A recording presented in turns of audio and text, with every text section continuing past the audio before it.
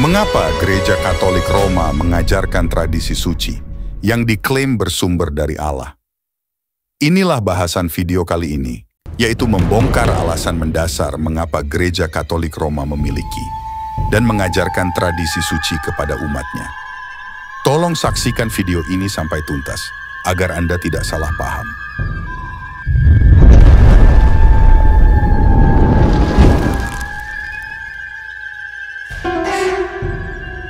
Meskipun Gereja Katolik Roma mengaku bahwa ajaran tradisi suci diwariskan atau diberikan oleh Kristus sendiri berdasarkan kitab 1 Korintus pasal 11 ayat 23 seperti yang dikatakan oleh Romo Bayu berikut ini.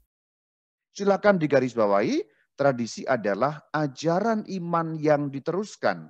Yang dalam tulisan itu saya kutip dengan warna kuning, yaitu ajaran iman yang diteruskan. Itulah tradisi.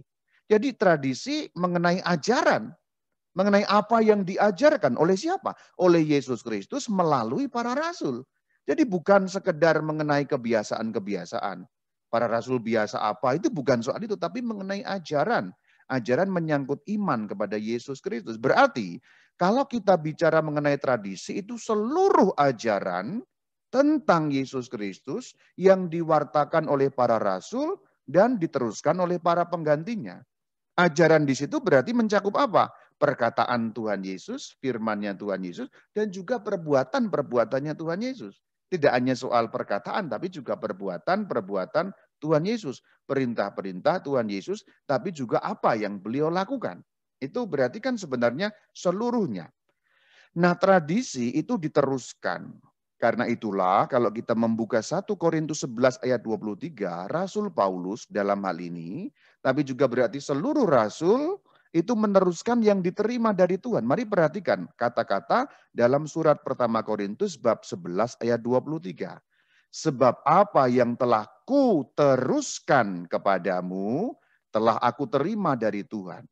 Jadi yang diteruskan itu apa? Tradisi, ajaran iman tadi. Dari mana? Dari Tuhan. Para rasul menyampaikan kepadamu, di situ tentu yang dimaksud jemaat, umat Kristen awal pada saat itu. Jadi mereka tidak mengarang, karena mereka hanya meneruskan. Jadi yang diterima dari Tuhan, kemudian yang diteruskan kepada umat, itulah tradisi, seluruh ajaran iman. Tetapi jika kita cermati ayat tersebut secara konteks dan utuh, maka kita tahu bahwa kitab 1 Korintus itu tidak bisa dijadikan bukti bahwa Kristus mewariskan tradisi suci kepada para rasul dan para rasul mewariskannya kepada para paus dan gereja Katolik. Topik ini telah dibahas di video nomor 223 yang linknya ada di kolom deskripsi. Nah, pertanyaannya adalah, mengapa Romo Bayu memanfaatkan kitab 1 Korintus itu sebagai sebuah dasar pembenaran adanya tradisi suci yang diklaim bersumber ilahi? Nah, sebenarnya banyak ajaran gereja Katolik Roma yang hanya bisa dimengerti dalam pemahaman psikologi kultus. Banyak ajaran gereja Katolik hanya bisa ditemukan di dalam buku-buku kultus, seperti Combating Cult Mind Control, karangan Stephen Hassan, Thought Reform and the Psychology of Totalism, a Study of Brainwashing in China, oleh Robert J. Lifton, Cults in Our Midst, The Continuing Fight Against Their Hidden Menace, karya Margaret Singer, dan lain-lain buku kultus. Jadi dari buku-buku kultus itu memberikan informasi yang sangat bernilai kepada kita, alasan mendasar mengapa gereja Katolik, saksi-saksi Yehua, gereja Mormon, ataupun Nabi abad ke-7 mengajarkan suatu doktrin. Oleh karena itu, sebenarnya konsep ajaran tradisi suci itu tidaklah unik, karena semua grup kultus mengajarkan hal yang sama, yaitu adanya wahyu baru. Benar sekali. Meskipun gereja Katolik mengaku bahwa tradisi suci itu diwariskan oleh Yesus dan para rasul kepada para paus dan uskup, tetapi sebenarnya yang diajarkan oleh gereja Katolik adalah wahyu baru, yang sifatnya berprogresif. Mengapa saya katakan wahyu baru? Kita harus memahami bahwa tradisi suci itu terdiri dari doktrin-doktrin yang diajarkan gereja Katolik melalui konsili-konsili. Doktrin yang diajarkan oleh Bapak Paus selaku penerus Rasul Petrus dan yang juga diajarkan oleh para uskup dalam kesatuan dengan Bapak Paus dan lain-lain. Jadi misalnya, jika hari ini diadakan sebuah konsili yang memutuskan suatu ajaran ABC misalnya, maka ajaran ABC itu akan menjadi ajaran gereja yang baru yang harus ditaati karena diyakini sebagai tradisi suci yang bersumber dari Tuhan sendiri. Tentunya ajaran baru itu akan dirasionalisasikan dengan ajaran bapa-bapa gereja yang juga diklaim mengajarkan hal yang sama. Atau misalnya, Gereja Katolik melakukan Konsili Vatikan II yang mengajarkan bahwa Muslim berada di dalam rencana keselamatan. Maka ajaran itu mengikat semua umat Katolik untuk meyakininya, karena ajaran Konsili Vatikan II dipercaya bersumber dari Tuhan sendiri. Padahal, ajaran Muslim bisa berada di dalam rencana keselamatan, tidak diajarkan oleh satupun paus Gereja Katolik yang hidup sebelum abad ke-20. Nah, itulah mengapa saya sebut bahwa konsep tradisi suci itu adalah wahyu baru yang bersifat progresif. Karena memang ajarannya berkembang sesuai dengan waktu. Nah, pertanyaannya adalah, apakah Alkitab mengajarkan adanya wahyu baru? Bagaimana pendapat Anda? Apakah Alkitab mengajarkan adanya wahyu baru? Tolong berikan pendapat Anda mengenai hal ini di kolom komentar. Nah, seperti yang saya katakan di awal, bahwa semua grup kultus mengajarkan adanya wahyu baru. Misalnya Joseph Smith mengaku sebagai Nabi Allah menemukan kitab Mormon, yang diklaim diberikan oleh malaikat Moroni. Dan kitab itu disebut sebagai kitab Mormon. Nabi Muhammad mengaku diberikan wahyu ilahi melalui malaikat Jibril dan diberikan Al-Quran. Nah, saksi-saksi Yehuwa sedikit berbeda. Saksi Yehuwa tidak mengaku membawa suatu buku tertentu yang diklaim bersumber dari Allah. Tetapi saksi Yehuwa percaya bahwa publikasi-publikasi terbitan lembaga menara pengawal bersumber dari Allah sendiri. Perhatikan pernyataan dari salah satu pemimpin tertinggi saksi Yehuwa berikut ini. Sepanjang sejarah, Yehuwa selalu menyediakan makanan rohani untuk umatnya. Yehuwa juga selalu menyediakan apapun yang dibutuhkan umatnya untuk melaksanakan tugas darinya.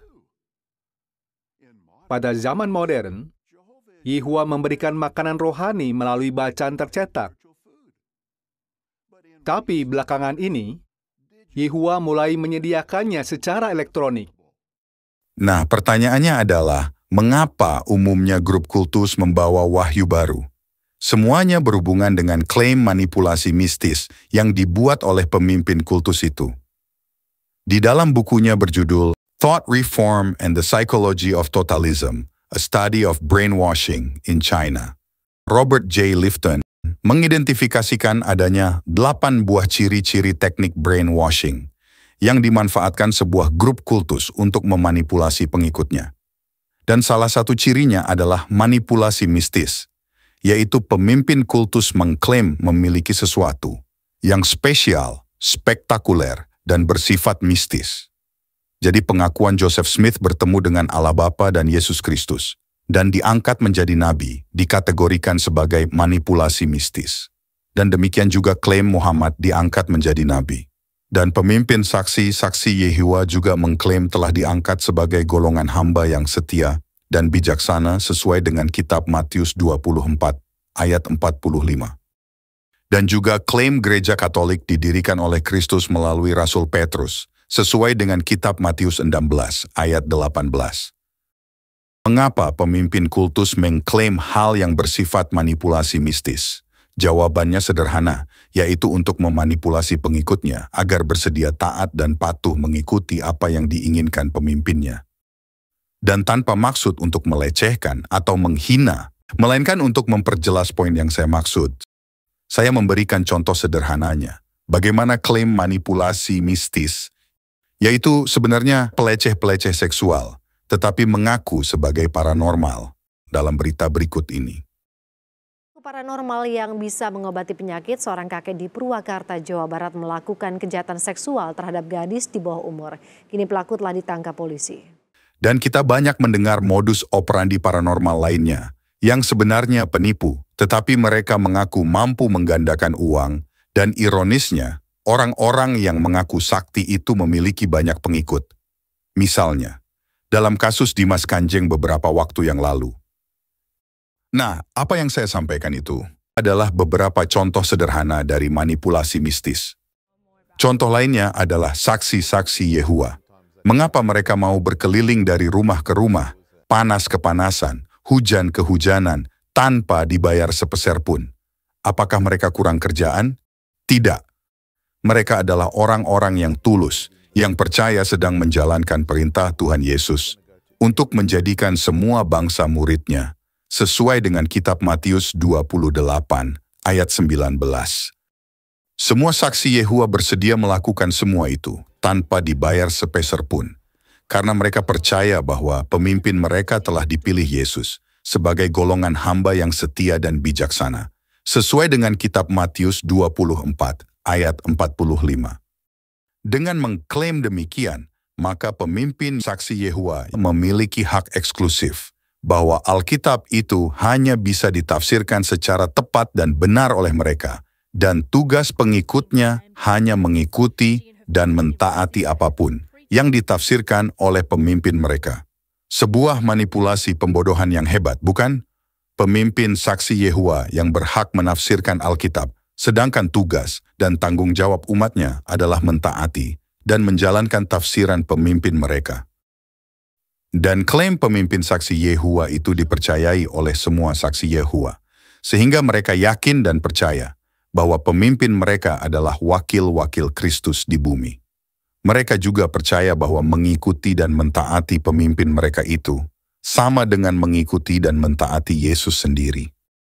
Nah, jika pemimpin saksi Yehua itu tidak mengklaim sesuatu yang berbau manipulasi mistis itu, maka pertanyaannya adalah, apakah pengikutnya mau dengan sukarela menjalankan dengan patuh dan taat keinginan pemimpin kultusnya? Tentunya tidak, bukan. Dan ini kata Stephen Hassan dalam bukunya, ketaatan mutlak kepada atasan adalah salah satu tema yang paling universal di dalam sebuah kultus. Individualitas itu buruk. Menyesuaikan untuk taat itu bagus. Dan kita ingin tahu pula seberapa jauh pengikut kultus dalam mematuhi dan mentaati pemimpin, disampaikan oleh Margaret Singer berikut ini. I have had the pleasure of working with one former cult leader who he was more amazed at how easy it was to get people to obey.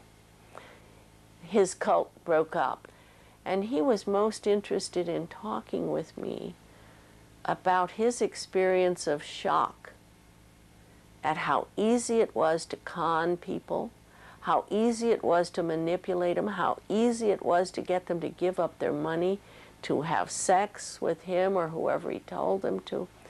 He was so amazed that he couldn't believe it, and he said what was so fascinating to him was that many of his followers were young adults and full-grown adults who had been very rebellious people. And here he found them so willing, once he had conned them with his smooth talk, his soft sell, his "I'll love you forever, your mind will make this perfect new order," how easily he got them to obey and do anything. That was the thing that fascinated him the most. And also he was rather depressed because he missed it now. There are cults where former members have told me that the leader said to them, "You're going to have to learn to obey." And as time went on, they learned more and more how to obey. And eventually the leader would say to them, "Even if I say 2 and 2 is 5, you must say 2 and 2 is 5. Tentunya, bagi kita orang yang memiliki daya nalar sehat, mendengar pernyataan dari Margaret Singer itu tidaklah masuk akal. Bagaimana bisa 2 ditambah 2 sama dengan 5? Tetapi ini adalah fakta. Jangankan 2 tambah 2 adalah 5. Bahkan seseorang yang sudah dicuci otaknya akan bersedia membunuh orang lain dan bunuh diri karena dia merasa sedang menjalankan perintah Allahnya. Menurut Anda, bagaimana para teroris bersedia dengan sukarela membunuh orang lain dan lalu bunuh diri atas nama Allah jika tidak dicuci otaknya? para teroris itu dicuci otaknya, maka mereka berada di bawah pemahaman bahwa apa yang mereka lakukan adalah kehendak Allah mereka. Allah menginginkan mereka membunuh dan bunuh diri. Nah, semuanya itu bermula karena mereka percaya bahwa pemimpin mereka adalah wakil Tuhan yang membawa wahyu baru. Dan saya berharap Anda sebagai penonton video ini tidak salah paham. Saya tidak mengatakan bahwa gereja Katolik, Saksi Yehua, ataupun Mormon adalah sama dengan teroris. Yang ingin saya katakan adalah gereja Katolik, Saksi Yehua dan Mormon memiliki ciri-ciri kultus yang sama, yaitu mengklaim sesuatu yang bermanipulasi mistis dan mengajarkan adanya wahyu baru yang bersumber dari Tuhan. Dan ingat, salah satu slogan gereja Katolik adalah taat pada hierarki. Apakah slogan itu kebetulan atau memang sesuai dengan ciri-ciri sebuah kultus? Seperti yang dikisahkan oleh Margaret Singer tentang 2 tambah 2 adalah 5. Jika Anda seorang Katolik, tentunya masih ingat dengan slogan istilah obedientia sicut cadaver, yaitu ketaatan seperti mayat. Setiap umat Katolik diharapkan ketaatannya itu seperti mayat. Apakah ini berarti 2 tambah 2 adalah 5? Nah, kita kembali kepada gereja Katolik yang mengajarkan adanya tradisi suci. Dan jika kita cermati dengan baik, maka meskipun gereja Katolik mengklaim isi tradisi suci tidak bertentangan dengan Alkitab, tetapi faktanya ada ajaran yang saling bertentangan. Misalnya, Konsili Vatikan II mengajarkan doktrin di luar Kristus ada keselamatan. Nah, setelah saya jelaskan panjang lebar alasan mendasar gereja Katolik mengajarkan adanya tradisi suci, maka secara logis pula bisa kita mengerti alasan utama mengapa gereja Katolik menyebut doktrin sola scriptura itu ajaran bidat. Karena jika gereja Katolik mengizinkan doktrin sola scriptura dipercayai oleh umatnya, maka runtuhlah sendi-sendi ketaatan mutlak umat Katolik kepada gerejanya. Oleh karena itu, untuk beroleh ketaatan mutlak, maka gereja Katolik memang harus menentang doktrin sola scriptura dan kebebasan berpikir dari umat Katolik. Nah, bagaimana pendapat Anda? Sudahkah sekarang Anda memahami mengapa gereja Katolik mengajarkan adanya tradisi suci? Dan sebetulnya, gereja Katolik tidak menentang sola scriptura. Tetapi yang ditentang oleh gereja Katolik adalah kebebasan berpikir umatnya. Jadi masalahnya bukan di doktrin sola scriptura, tetapi di kebebasan berpikir umatnya. Kebebasan berpikirlah yang ditentang oleh gereja Katolik. Topik ini akan dibahas di video berikutnya.